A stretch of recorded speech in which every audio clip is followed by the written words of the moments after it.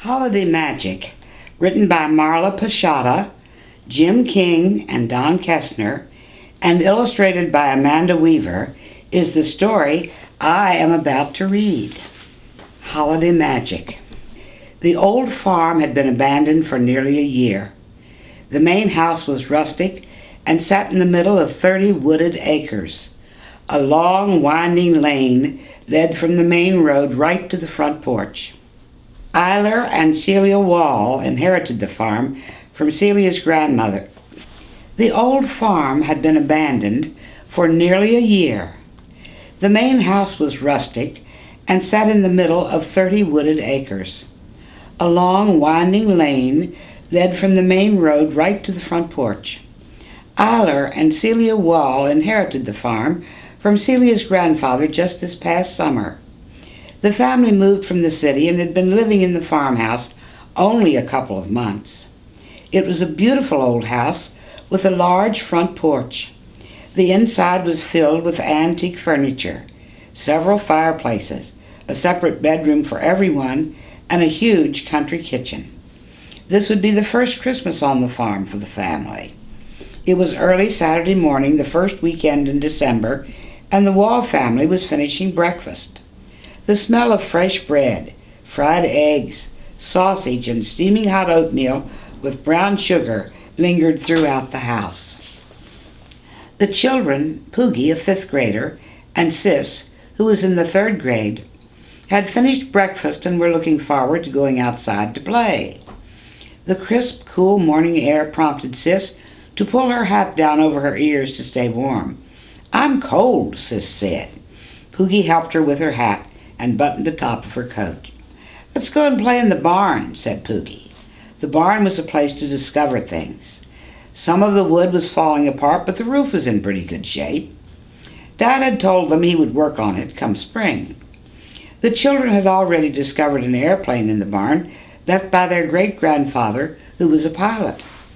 It had 2 wings, one over the top of the plane and one under it. Part of it was damaged. The propeller was broken, some holes were in the wings, but to Poogie and Sis it was wonderful. "I wonder what that name means," Poogie said to Sis, pointing at the writing on the plane. He spelled it out. WEIVER, 115G. "Maybe it's the plane's name," Sis answered. It didn't matter to the children what the old plane was named. What mattered to them was they could climb into the cockpit, turn the steering wheel, and make the flaps go up and down. To Poogie, it felt like flying. The barn was full of neat things. In one area was a big sled that people could sit in and be pulled by a horse. Stacked in a huge box were wooden skis, and sitting alongside the box, leaning on the wall, was a very long sled. Dad had told Poogie it was called a bobsled. One end of the barn was divided into little sections. Each section had a table and what looked like small beds. Hanging above a table that sat alongside one wall were wire circles. Pliers and wire cutters lay on the table. The family hadn't yet figured out how the circles and the little sections were used.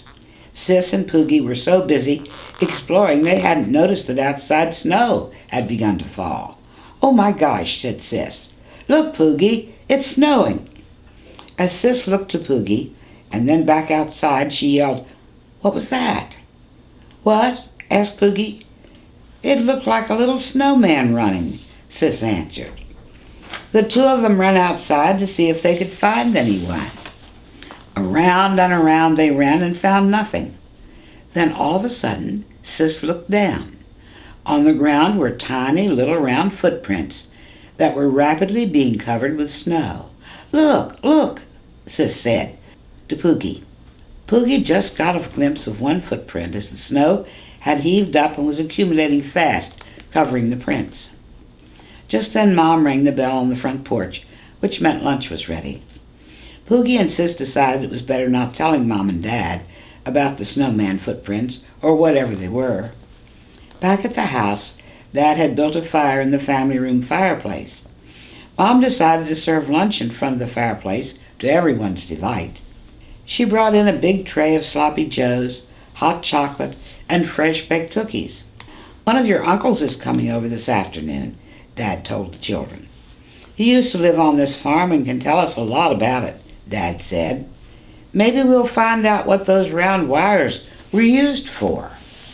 Sure enough, around 2:30 that afternoon, Uncle Buck tooted his horn. He wasn't alone. Buck brought with him a horse. "I thought the kids would enjoy riding him. His name is Midge, and he can pull the sled if the snow gets deep," said Buck. "Oh, what a nice Christmas gift," said Dad. Everyone headed to the barn to make a place for Midge to stay. As they got close to the barn, Poogie looked at Sis and pointed to the ground. Not a word was spoken. When Sis looked down, she saw more of those tiny little round footprints. "Oh my gosh," she thought to herself. "I wonder how many of them there are. And where did they come from?" Sis yelped, nearly jumping out of her skin. She had suddenly felt a cold, wet sensation on her neck, and it wasn't a snowball.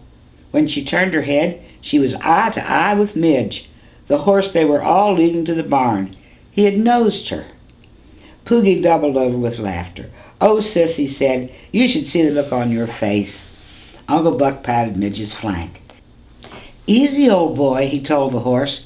"Looks like you knocked her off track." Dad slid the big barn door open so they could all step out of the falling snow. It was drifting deeper by the minute.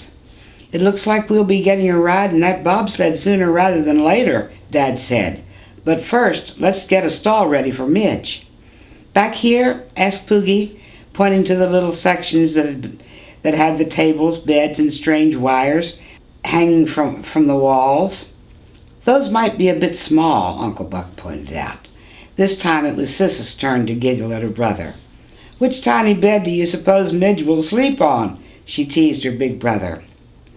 "I'm starting to wonder if Uncle Buck might need one of those beds tonight. The way the snow is coming down," Mom said. "He might be stuck here a while." She turned to Dad and asked, "Should you run to the store and get some milk and supplies in case we get snowed in?" "I sure should," he said, "but you better come with me to make sure I get what you want." "Can Buck handle these two by himself?" Buck assured them he could watch the two young kids, along with the old horse. Mom and Dad set out for Slanesville. Buck and the kids swept out the stall and fetched water for Midge. "I think we've earned a reward," Uncle Buck said. "Let's hitch Midge up and go for a ride. This snow is going to get deeper." "I hope it's not too deep for Mom and Dad to get through," Sis worried. "They'll be all right, Sis," Poogie assured her. "Dad's a good driver and Mom won't let him go too fast." "They'll be fine," Uncle Buck said as the three of them climbed aboard the sleigh. "I haven't ridden this in ages, but I expect old Midge knows the way." He tucked a big blanket around the children. Then he started Midge going with a cluck of his tongue and a flick of his wrists. The sled moved silently out of the barnyard and down a track through the field beyond the old farmhouse. "This is awesome," Poogie told his uncle. "Back in the city, I never thought anything in the country would be this cool." But Sis sat silent, her eyes wide with happiness. Spellbound, she looked around as Midge effortlessly pulled them through the fields and into the woods. "Uncle Buck, did you and Mom ride in this sled a lot when you were kids?" Poogie asked. "Your Mom never did," the uncle replied. "She was grown up before Granddad got the sleigh. I only rode in it on a few special nights as a boy." Then he leaned forward and patted the big bay on the rump and said, "Isn't that right, Midge?" To the kid's astonishment, the horse turned his head back toward the sleigh and appeared to nod in agreement. Sis's eyes opened even wider, if that was possible. "Uncle Buck," Poogie exclaimed, "it looked like he knew what you were saying." Their uncle chuckled. "Oh, he sure does. Midge and I go way back, to the time your granddad got the sleigh when I was just your age, Poogie." "Wow," said Poogie, "that would make Midge really old." "It would indeed," Uncle Buck said, "if he were a normal horse."